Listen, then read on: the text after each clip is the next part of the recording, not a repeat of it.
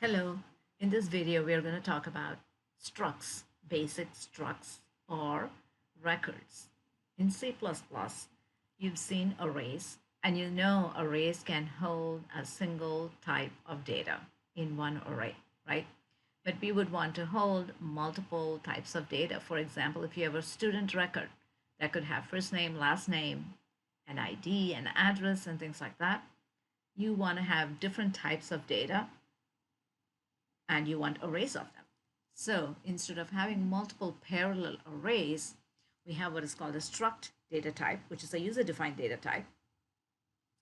And that's kind of what we're going to look at here. So I have code written for that already. If you take a look at it, we're going to be using char arrays in here. So here's my struct that I have defined called student type.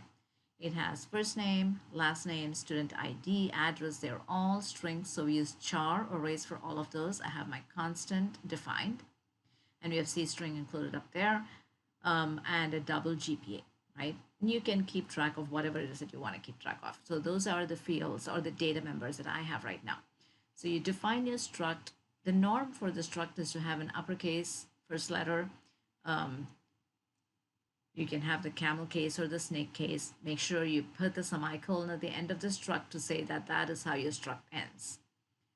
Then you go into main, and all we are going to do is declare variables inside of main. So we've declared our struct, which is our data type. Now we declare our variable. So that is the difference between other data types that come out of the box and the user-defined data type, right? So this is a user-defined data type, and you are creating your variable inside of main. So PCC student is a variable, is one struct object. PSU student is one struct object, and the data type is student type. Okay, then from there, everything is done the same way. As you read, you're going to get a char array from the user for the first name, scene.getLine, which is the syntax to read a char array. You use the dot, which is the member access operator, to read the first name. So this is the syntax to read a char array. Scene.getLine, the name of the variable followed by the number of characters.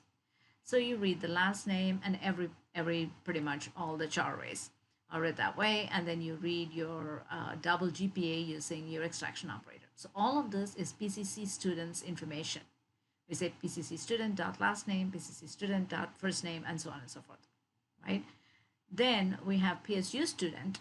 We use our assignment operator and copy from PCC student into PSU student. So that works for structs. You can copy member-wise copy. Everything gets copied into different members into PSU STD, which is PSU student, right? So then I just printed PSU student, first name here. Let's get rid of that code. So then we go through and print PSU students information. So PSU student dot first name dot last name.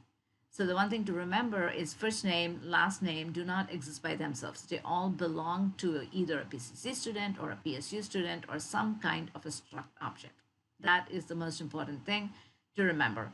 Now you can always take this and you can say, I want to output PCC student's name or PCC student's ID.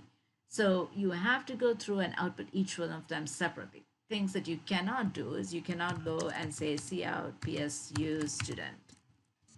And it's going to say, I don't know how to output that because that's your own data type that you just created. Whereas this is your own data, but the whole thing refers to a char array and it knows how to output that, right? So there's a difference.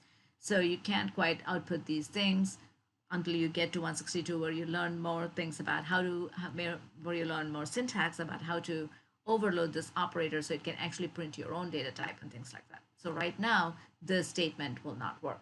Likewise, you can't quite read in a struct all at the same time. So you can do cin PSU student or PCC student. That doesn't work either because it doesn't know how to read your data type. So you'd have to go through and do a member-wise read, which is one member at a time.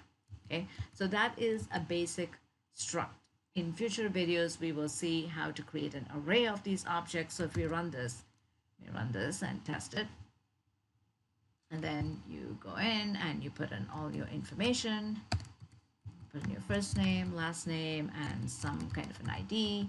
and an address, APC drive, and something like that. And you put in your GPA, and it just prints all the information, right? So try some of these things, and we will continue working in the next video.